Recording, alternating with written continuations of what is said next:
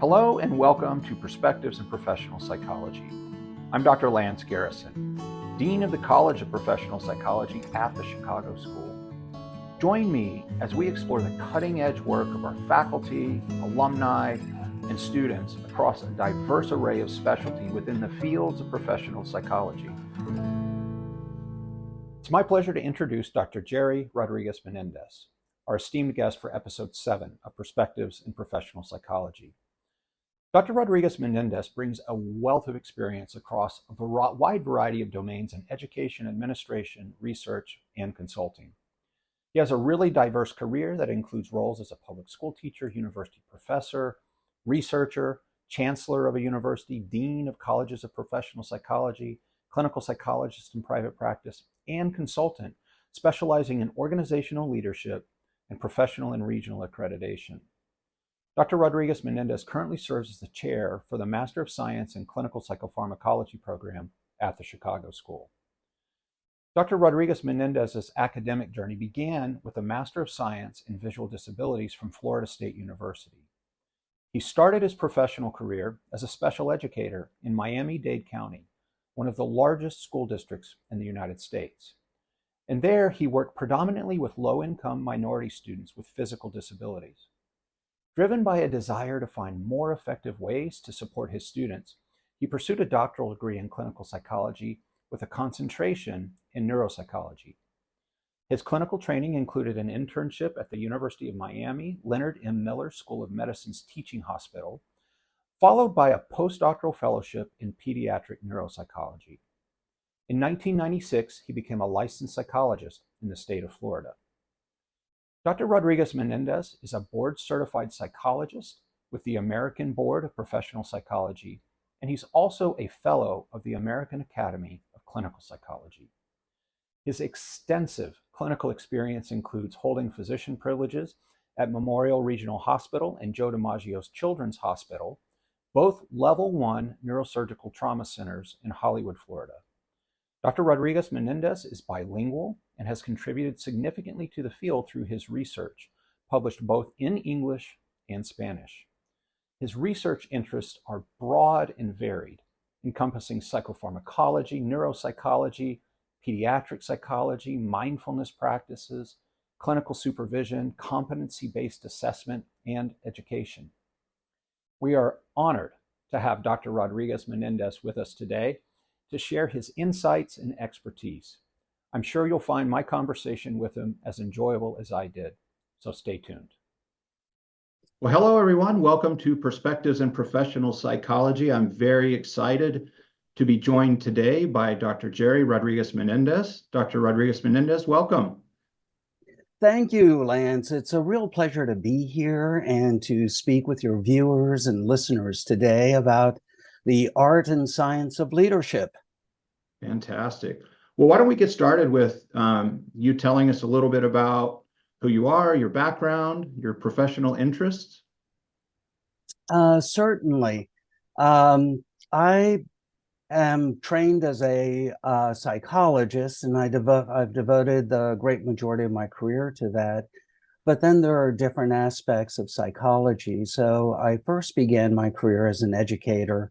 I was a public school teacher, and I worked in a classroom. And in classrooms, you have to have classroom management. You have to have good skills in working with your coworkers within a given school.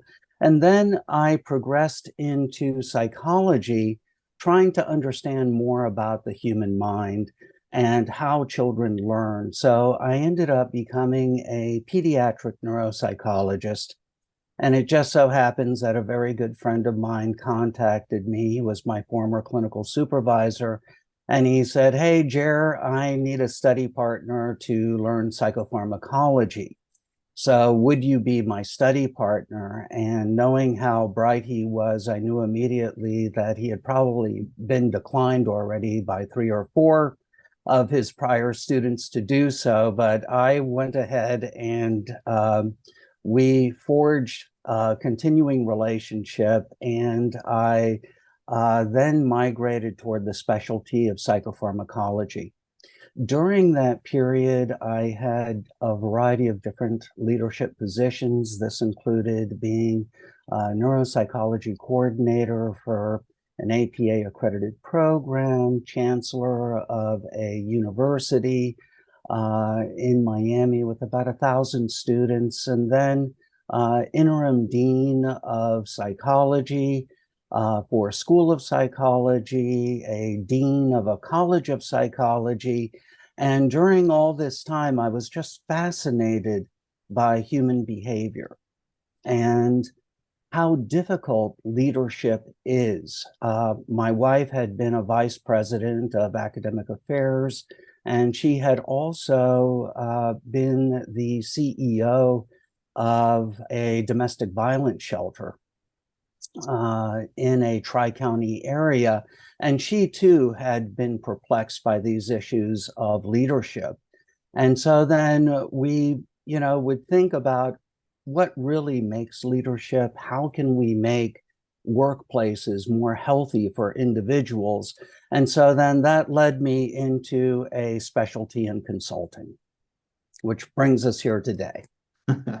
Well, wow, you've got a wide set of professional experiences, not only in clinical psychology, but in leadership, whether that's managing kids in a classroom or faculty or any number of folks. So, well, why don't we jump in and just start with maybe the most basic, but potentially most complicated question.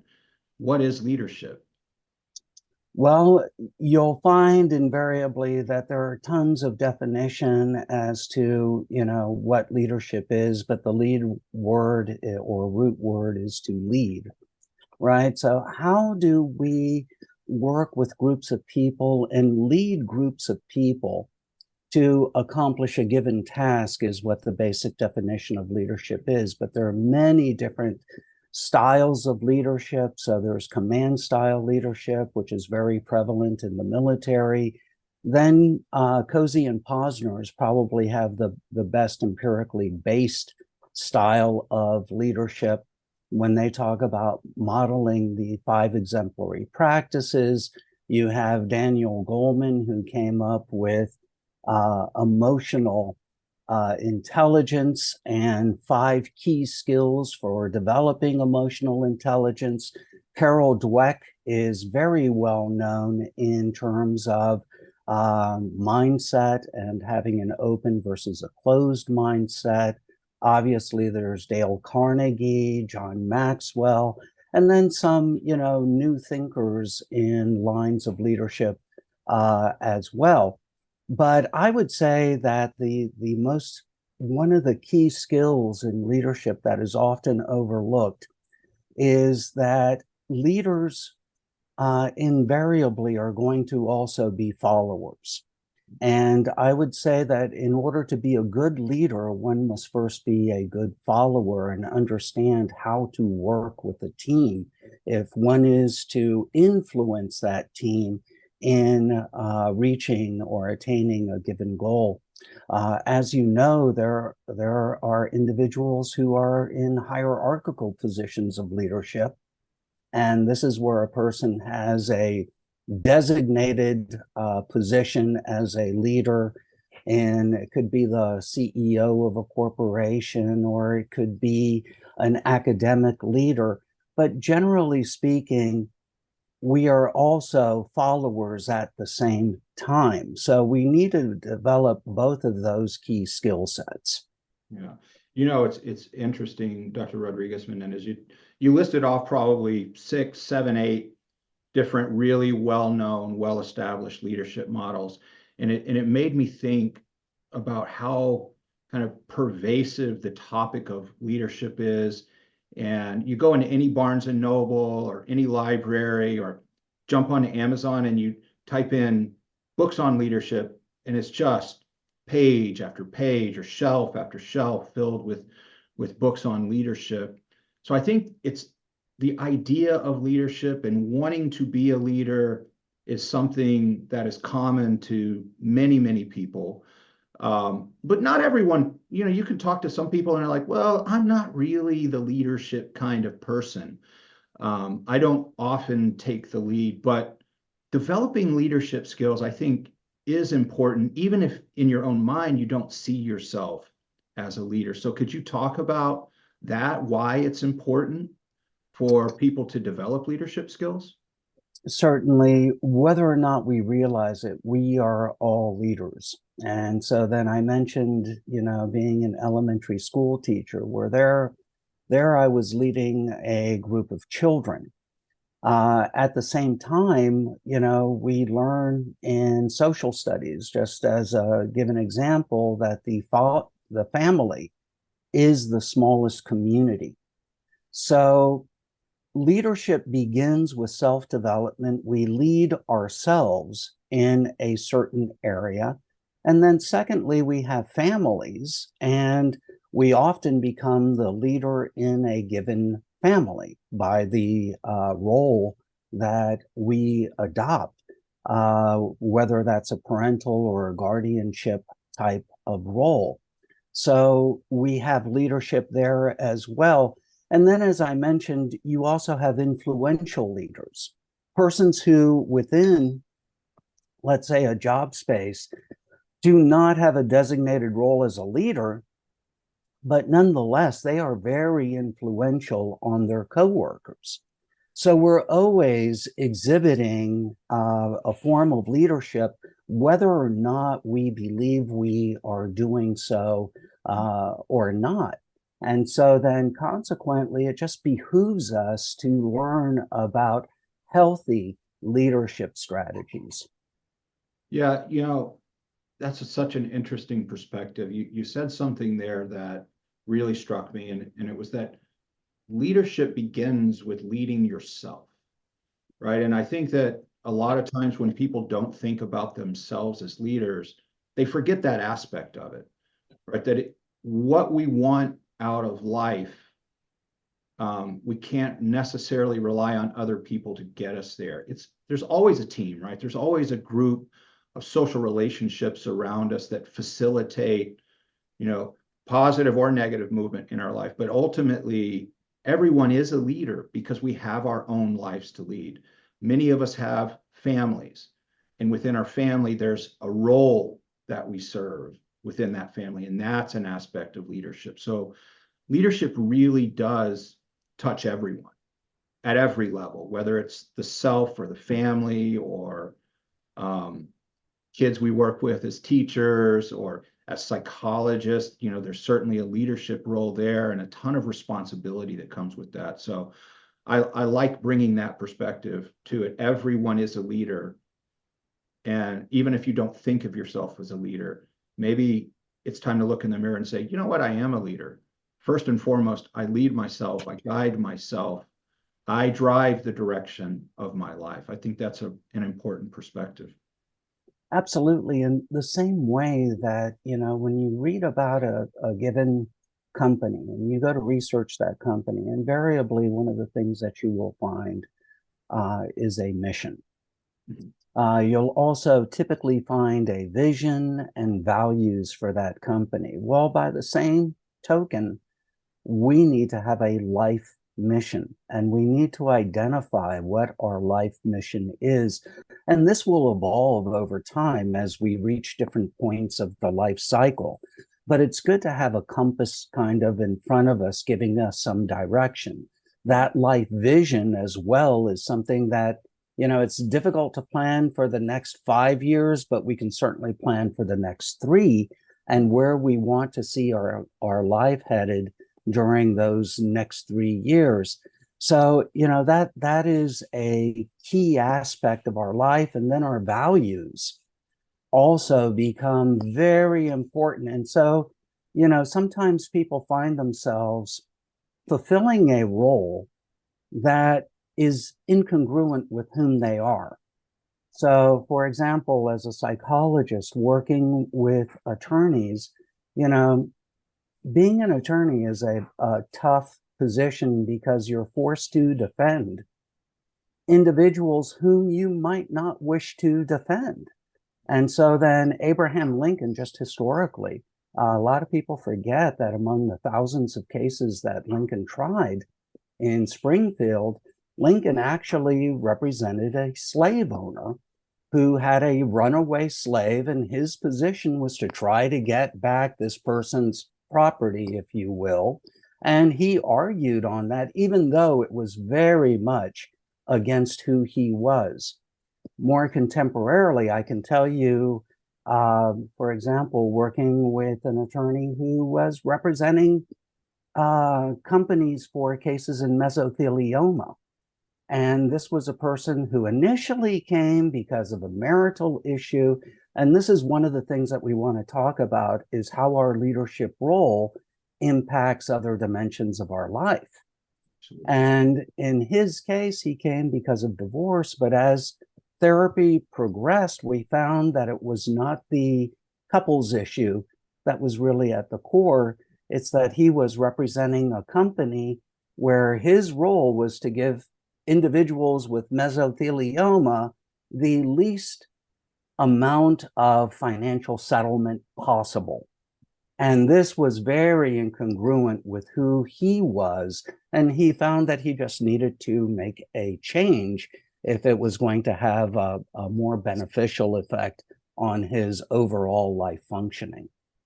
Yeah, I couldn't agree with that more. I have this other podcast that I do called The Daily Dose, and a topic that I keep coming back to again and again is this idea that when our behaviors are in some way misaligned with our value system or with the principles of life that we aspire to, that is a recipe for unhappiness and discontent. So yeah, leadership is about trying to align our behaviors with our values in a lot of ways.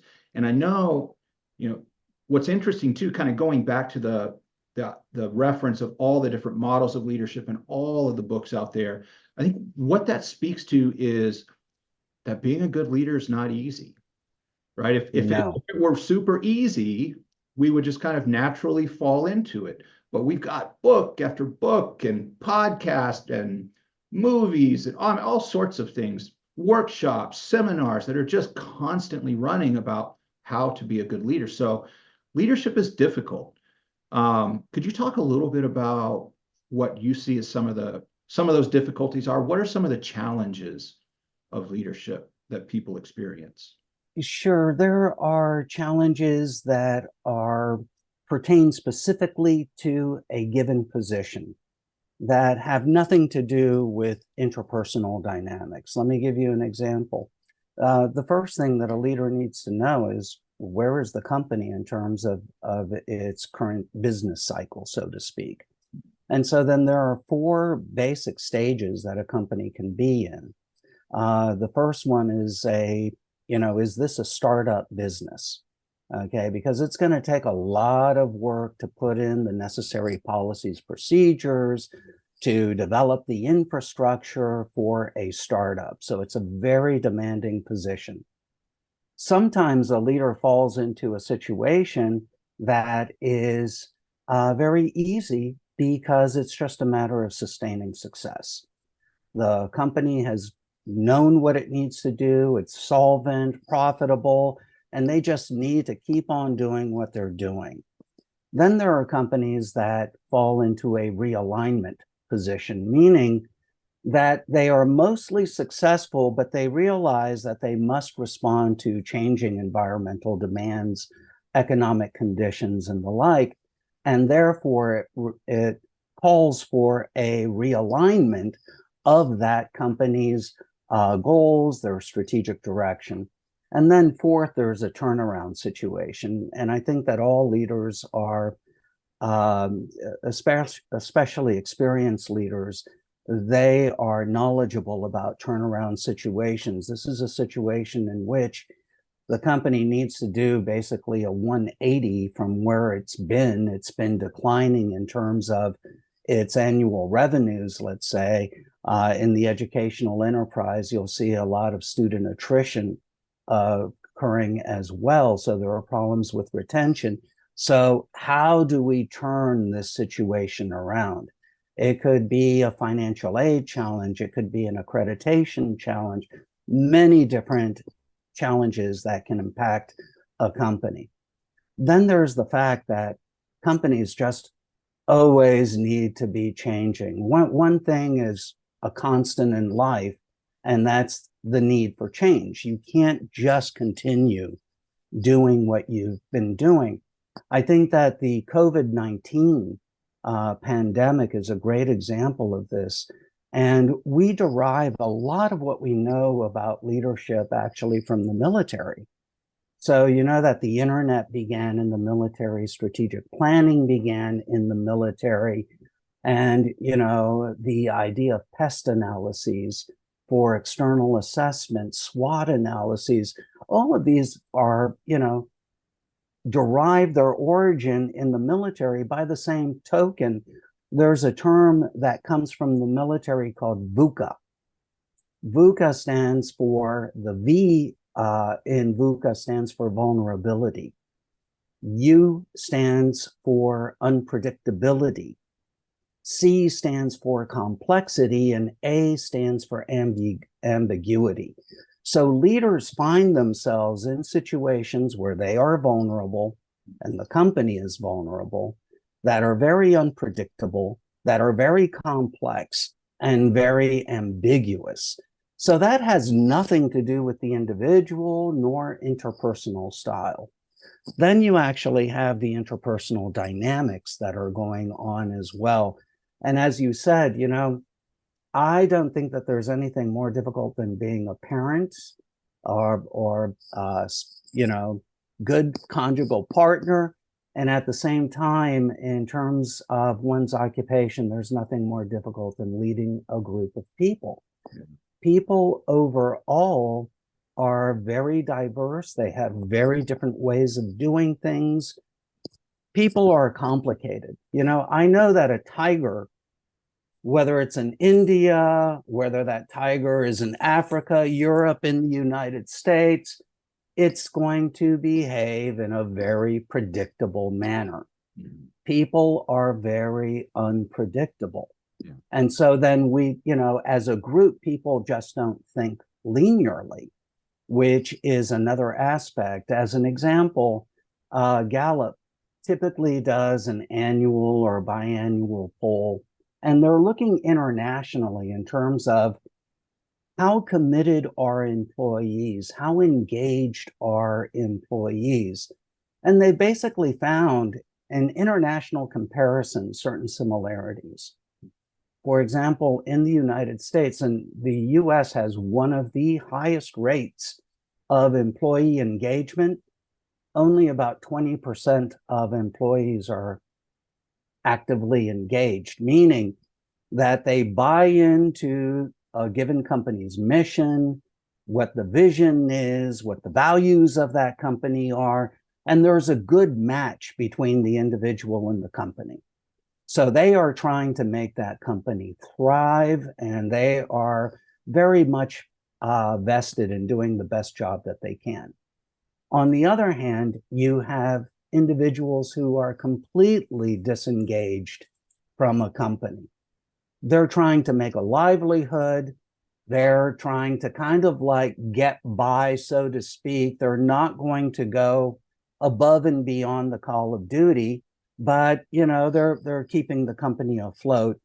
And then you have a third group of individuals who are actively disengaged. And these individuals are basically saboteurs.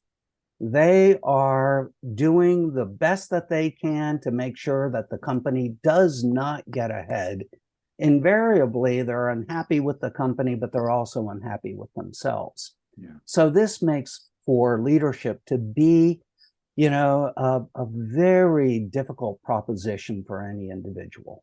Yeah, you know, it's interesting. I think in any enterprise, whether that's, you know, corporate America or higher education or even, you know, the public K through 12 system, a leader's job is to have a good assessment of that other end of the tail, right? Those who are disengaged. And you said something there that I think was really interesting, is that often the people that are kind of in that disengaged group who are maybe actively rowing in a direction opposite, you know, to the mission, and the values of the organization are often unhappy themselves, which kind of pulls in that mental health component, right? So unhappy people tend to be unproductive, uncollaborative people within the workplace. So anything we can do to help improve the mental health of those folks, we start to shrink that portion of the tail and their impact on the company. You know, you were talking about all these kind of layers of leadership and, you know, different stages of a company's development or an organization's development. And each one of those requires a different skill set. But there's this one thing that I think cuts across all of them, regardless of the stage of development in a company, kind of at the individual leadership level, that in some ways can help set the path or set the course or define the goodness or the effectiveness of a leadership. And I've thought about this a lot on my own journey, and it's ego. And in managing your ego and your own kind of internal dynamics. And when you don't monitor that, those can kind of spill out in ways, your fear, your insecurity, your pride, your poorly controlled emotions, whatever it might be, and have a really kind of powerful negative influence on the people around you and make you a less effective leader. So do you have some thoughts on that, like ego management from a leader's perspective? It's so tough because we all bring our own, you know, kind of emotional picnic basket to work with us as leaders. Could you touch on that a little bit? Certainly, I think that the you know, best example in the literature is that of Daniel Goleman, where he talks about emotional intelligence. Now, I don't believe that there is an emotional IQ that you can give to persons. I don't even believe that there is an IQ that we should be giving to individuals. But the same way that we can measure cognitive faculties, we can certainly measure aspects of emotional health. We know to begin with that 1 out of 5 individuals, you know, basically has a diagnosable mental disorder. And this certainly occurs when leaders are thrust into, or individuals are thrust into, a position of leadership.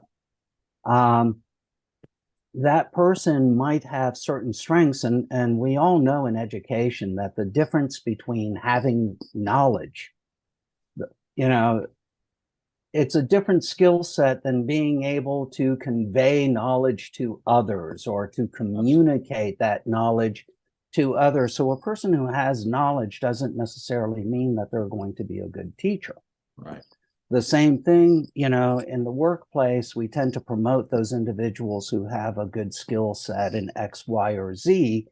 That doesn't mean that they have the skill set to be a good leader. Right. Then you also have to take a look at that person. You know, Freud said that all we need in life is basically work and love. That if we have those two attributes, we tend to be happy. But it's a little bit more difficult than that. And, you know, sometimes you can even find leaders who are very good in the occupational field, but it takes a real toll on other aspects, whether it's themselves personally, their own self-development, and what they need to feel to be you know, fulfilled and accomplished. Other times it can take a real impact on one's family life. Yeah.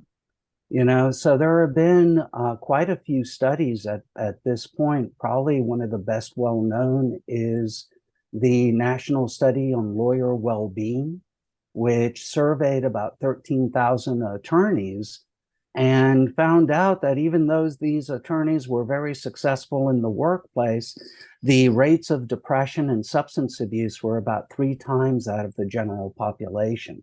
Yeah. And leadership can cause us to isolate ourselves too, because generally in the workplace, you have allies, but it's very risky to have confidants. And a leader must be very careful about what they say, to whom they say it, because that message or a distorted message can get out into the workforce itself. So there are many complexities when it comes to leadership.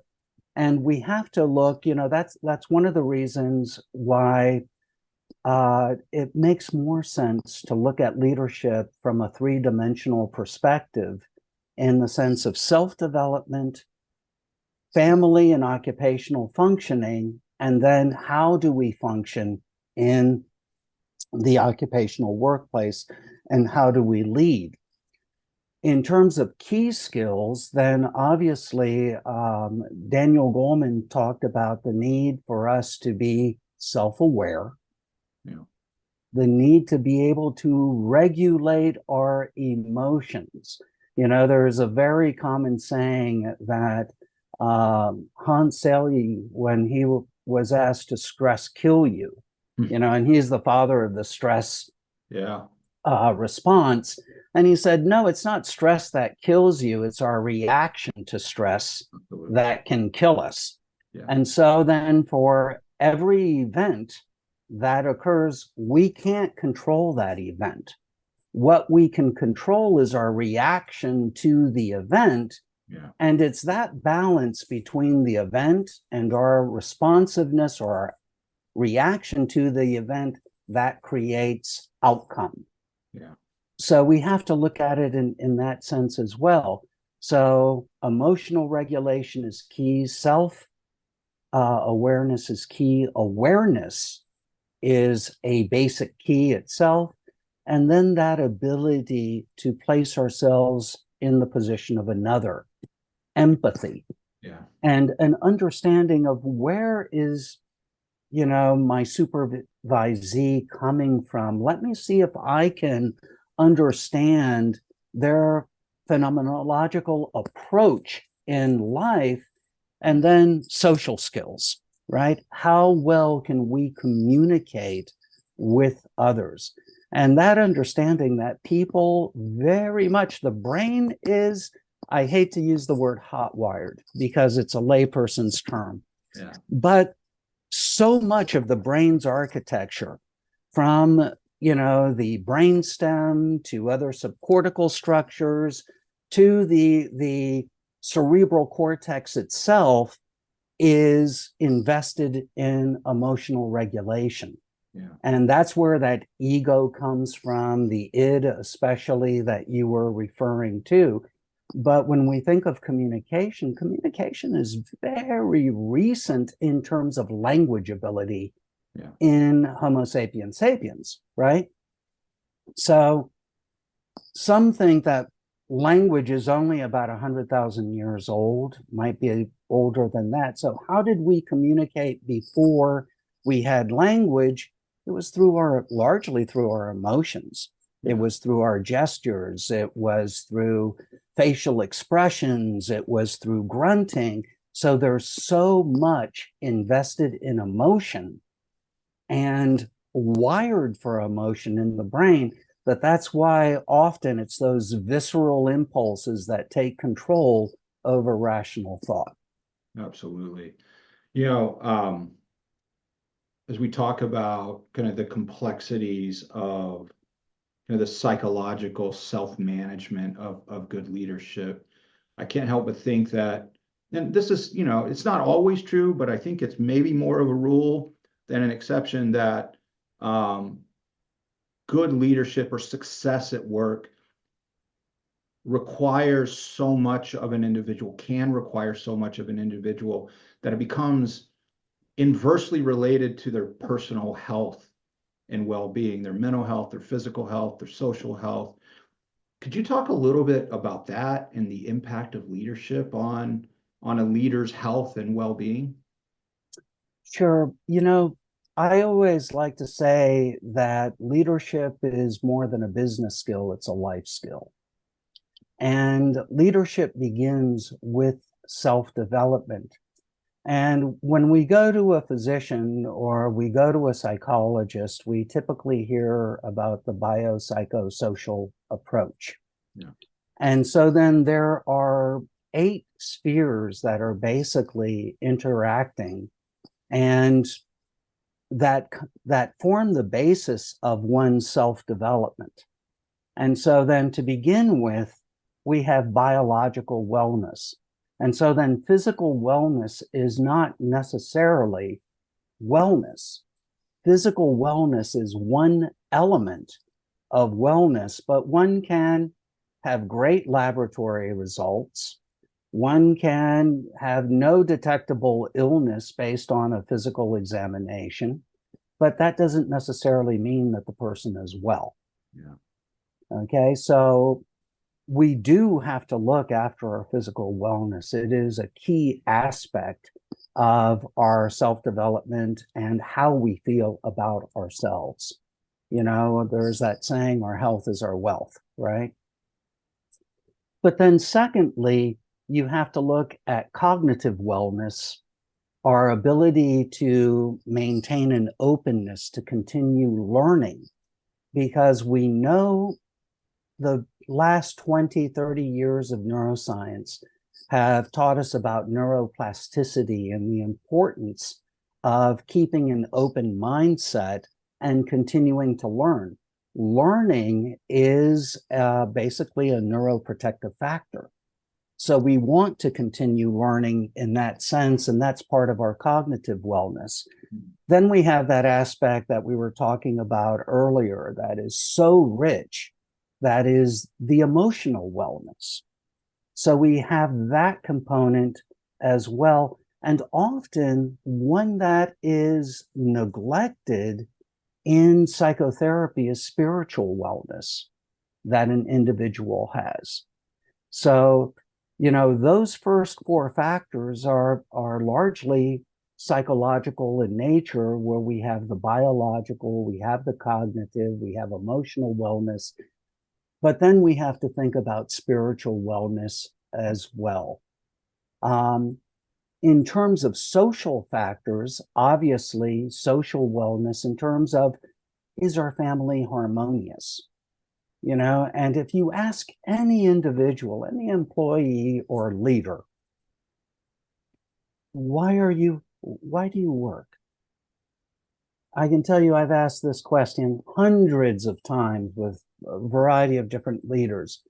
The number one answer is always for my family. Mm-hmm. That is always the number one answer. But you know that there's a difference between what people say and what people do. Of course. And then you find that, you know, we spend more waking hours with our coworkers than we do our own family, right? And then the quality of that relationship, that familiar relationship, the self relationship can suffer as a result of our job demands. You know, when this first came out with lawyer well-being, and by the way, there have been similar studies with physicians on burnout and in terms of fragmentation that physicians often have, how this can contribute to medical errors, which is a leading cause of death and morbidity. Then it can also transcend into the regular business life, but there have even been teacher studies about how teachers respond to stress and the like. So at this one example, I was just speaking with the head of an attorney law firm, and his idea was, if you can't stand the heat, you got to get out of the kitchen type of, you know, mental mindset. And hey, you're an attorney, you'd better learn how to sacrifice your personal life. And as he was speaking, he said, you know, this is my 3rd marriage. And I just said, excuse me, could you please repeat that again? Right. And he said, yeah, I'm talking about my 3rd marriage.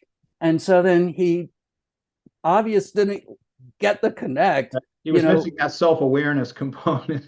Yes, exactly. So, we can have a good balance in life. We can learn to cope with the natural imbalance in life so that we can function better as an individual. So we need to have that social understanding, the other areas of leadership that become very important, occupational health.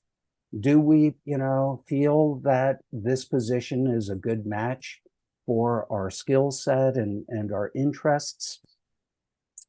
Then you have also financial well-being, because you can have a job that doesn't mean that you have financial well-being. Absolutely. So you need to manage that aspect. And then finally, environmental wellness as well. So we look at 8 spheres of functioning within a leadership model, but that's based on a 3-dimensional model: self, family, friends, and work, if that makes sense. Yeah, absolutely. I'm a huge proponent of the biopsychosocial model. And one of the ways that I've always thought about it, I've thought about it as like a 3-legged stool, right? And it's the foundational seat for every human being.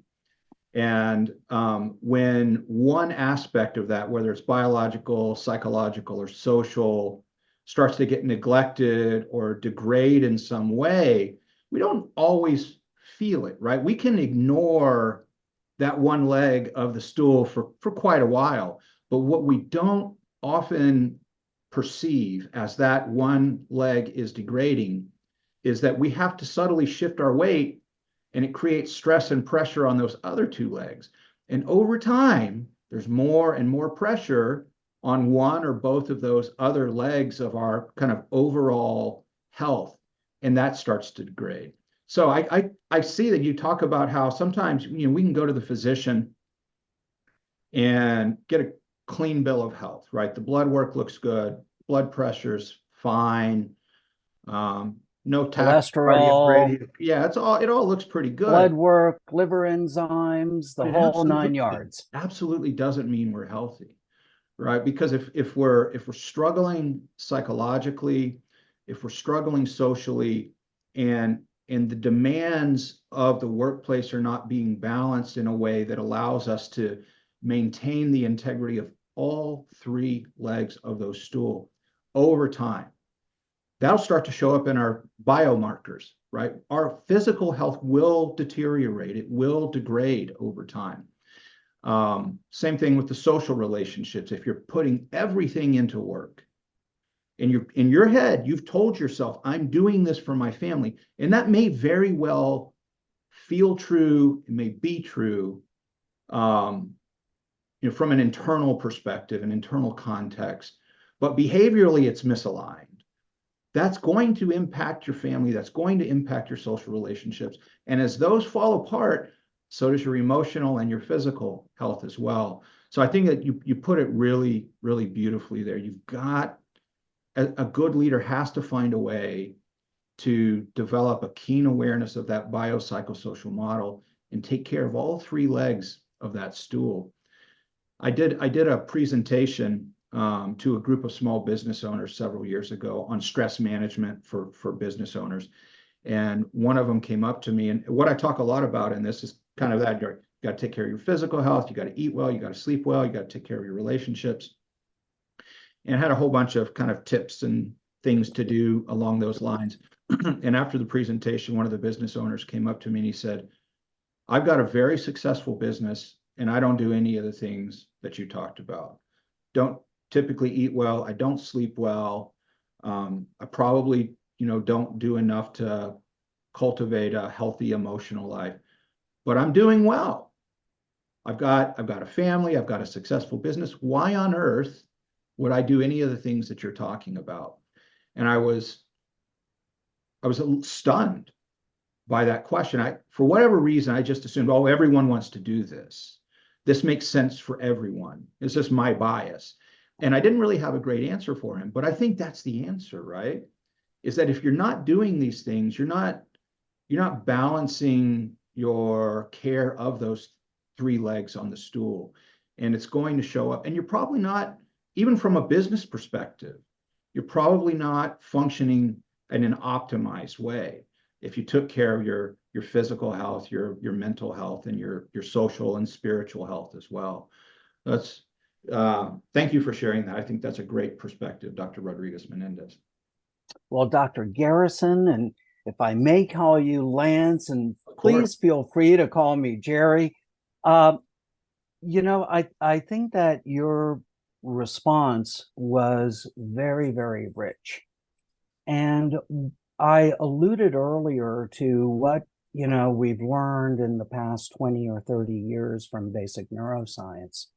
And so then one of the things that we've learned is that the brain is constantly evolving in response to our environment. Before, we used to think of the brain kind of being more like a life cycle issue in terms of its development. Then you know, have the adult brain formation by about the age of 23 or so.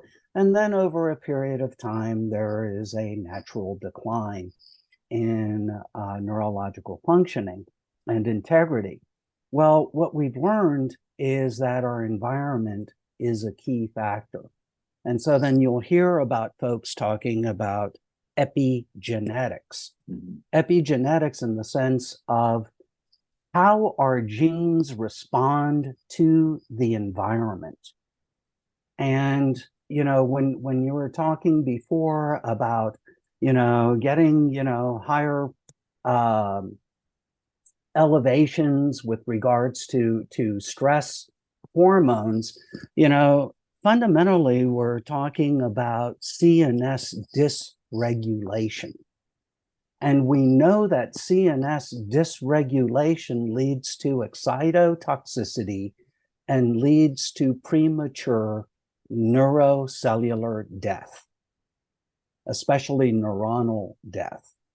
And so then there's also, you know, an imbalance, not just between adrenaline and noradrenaline and cortisol, but actually glutamate.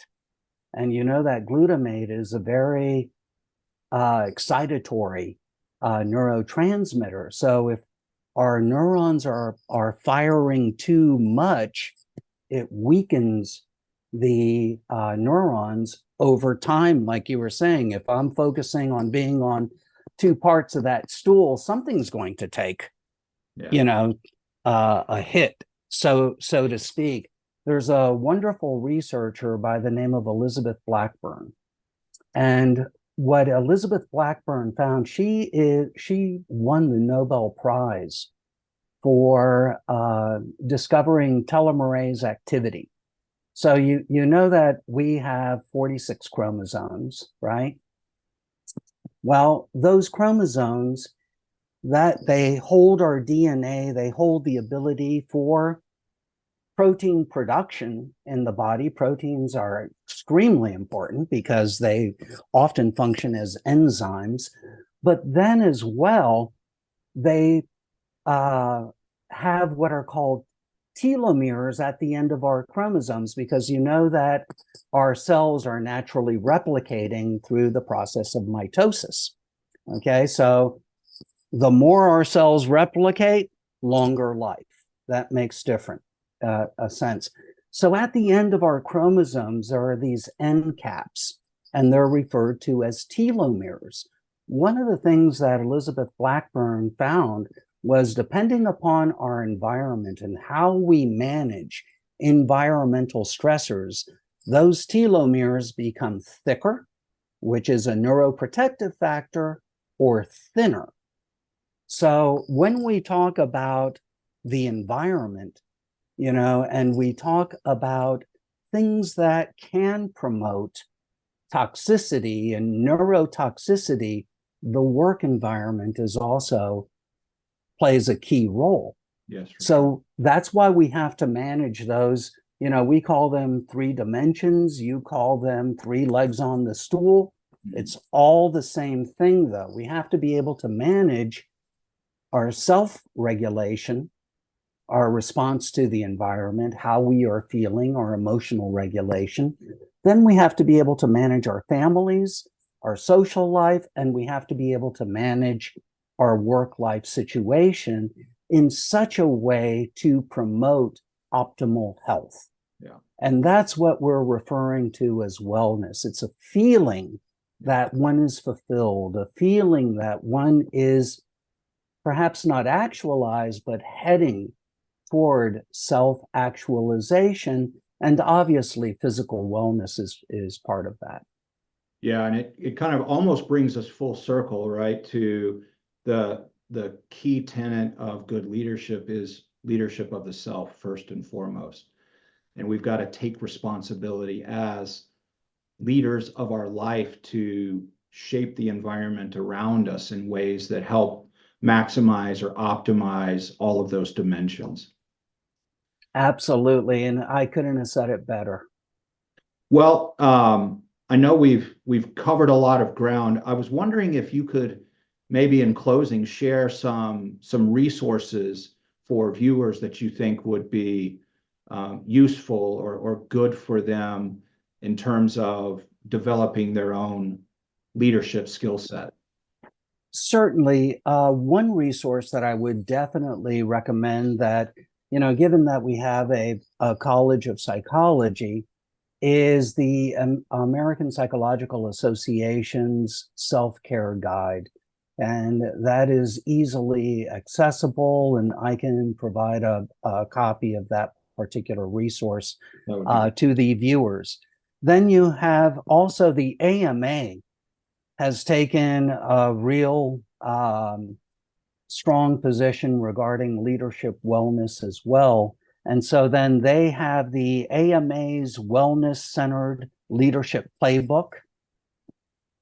I referred earlier to the study done by the American Bar Association on 13,000 attorneys, and they have produced the Path to Lawyer Well-Being, Practical Recommendations for Positive Change from the National Task Force on Lawyer Well-Being. Now, although this refers to attorneys, I mention it because it's packed with all sorts of useful tools that any business can easily incorporate, such as having a wellness committee and folks who are devoted looking at wellness activities that we can use in the workplace. And then finally, I mentioned my colleague, Dr. Teresa Alviso. We have a website, which is called the rapinnaclegroup.com. So if you go to rapinnaclegroup.com, you'll be able to find resources for leadership wellness there as well. Fantastic. We'll make sure to share links to all of those resources in the description to this video. Well, Jerry, this has been fantastic. I really appreciate you sharing your time and expertise with us today on perspectives in professional psychology. Thank you, Lance, Dr. Garrison. It's been a real pleasure. And I look forward to hearing the other presentations in your series, and even perhaps coming back as a repeat guest down the road. That would be wonderful. All the best. Thank you.